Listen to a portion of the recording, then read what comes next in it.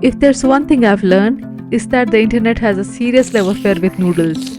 Back when I was selling stock illustrations, almost all my revenue came from just a couple of noodle drawings. And honestly, the obsession clearly hasn't gone anywhere. So today I'm channeling that noodle energy into thumbnail strategy. Now, most thumbnails fall into two camps: the loud, colorful, almost cartoonish kind, or the clean and minimal ones. In this video, we are designing the first kind: big, bold, and highly clickable. Alright, let's dive in. So, we are designing a thumbnail for a video titled "I tried the spiciest bowl of ramen ever." And I'll start by sketching out a few ideas on a blank canvas. I had this basic idea of having a person on the left and a bowl of noodles on the right, and maybe a bursting thermometer in the center. Another idea can be a close-up of a person with their tongue out due to the spice and flames of fire behind them. And I think I like the first idea better. To start with, I found this photo of a man with shocked expressions on FreePic. I placed it on our canvas and then I thought, there are plenty of thumbnails with shocked expressions on YouTube. This may turn out to be just another one of them. So I found another image of this man eating noodles. He has the right expressions and there's a chili on noodles too. So I'll place it on our canvas and remove the background. And as you can see, the edges are a little wild. We'll fix them later. I'm trying to figure out the composition of the guy here. And as we are going for an over-the-top look, we need to have a lot of noodles here. For that, I'll start by filling up the gaps in the noodles, and I thought of using the generative fill for it.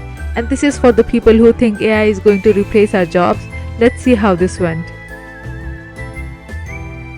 So I thought I'll just write fill, and it gave me babies. So I think I'll just use another image of the same shoot. I'll bring down its opacity and adjust it, and then mask it in the gaps.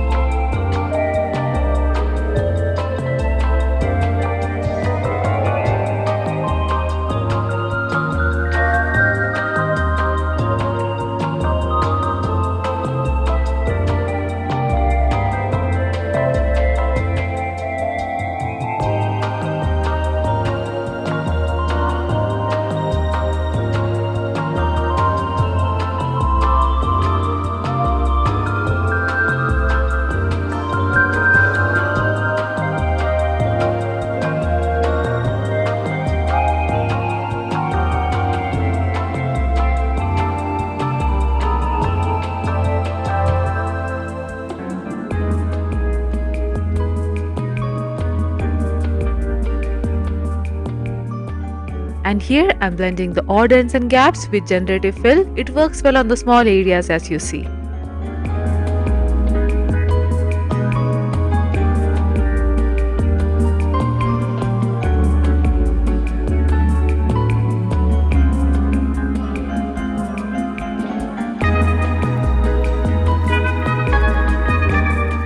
I'm trying to add more mash to the noodles here. I know this is boring stuff, but bear with me guys, it will be worth it.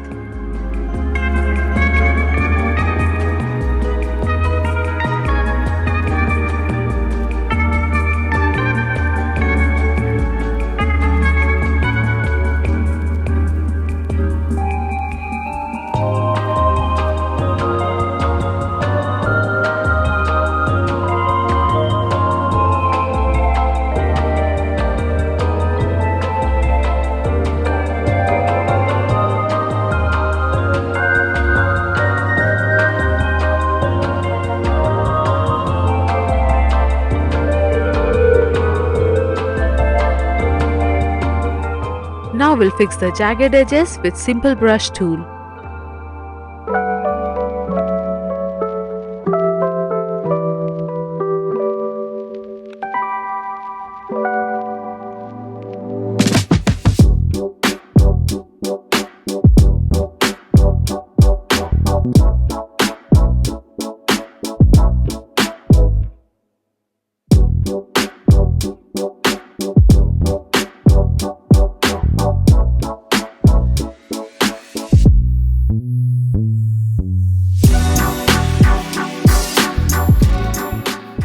I'm just using the tiny brush to draw some hair so things look more natural.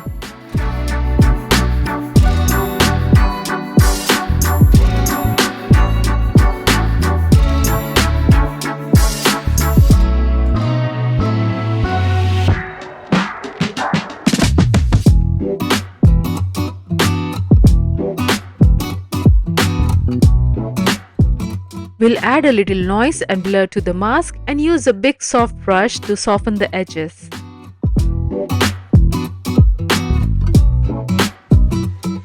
Back to the noodles. I feel that the colors are all over the place, so we'll pick a color and fill it and adjust the color even further with color balance.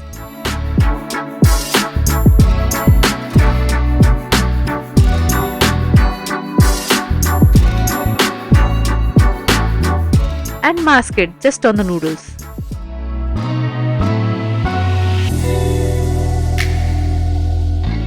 Maybe a little bit of sharpening will be nice. We'll also brighten the chili.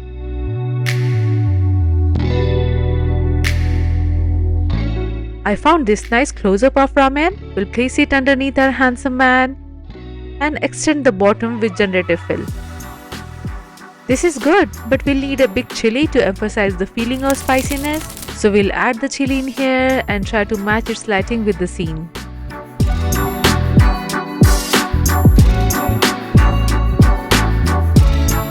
I'll play around with the colors a little and adjust the position of the chili in a way that it looks like it's been held by the chopsticks.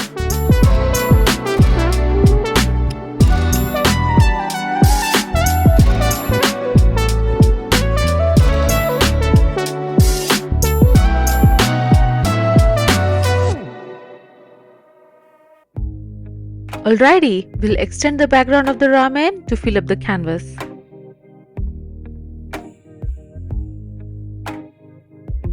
And darken the extended parts. Now, as we bring back our guy, we can see the halo effect around his hair. For that, we'll simply take a black brush and paint over it on a lower opacity. We'll also take away the noodles coming in front of the chili to take away the distraction.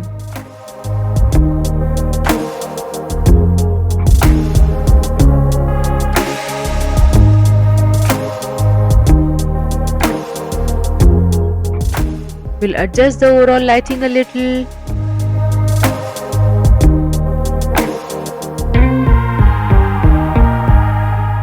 And even out the skin tones.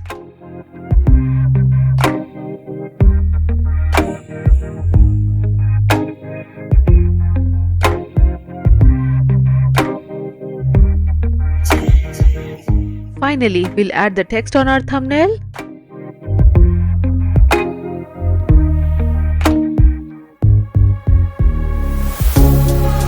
And some flames on the chili would be nice to add some drama.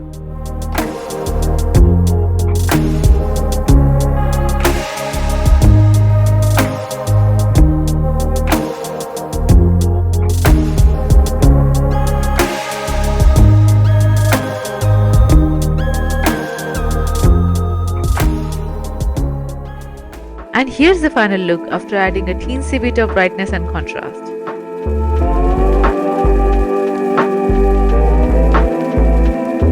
Let me know your thoughts, guys, and I'll see you next time. Bye bye.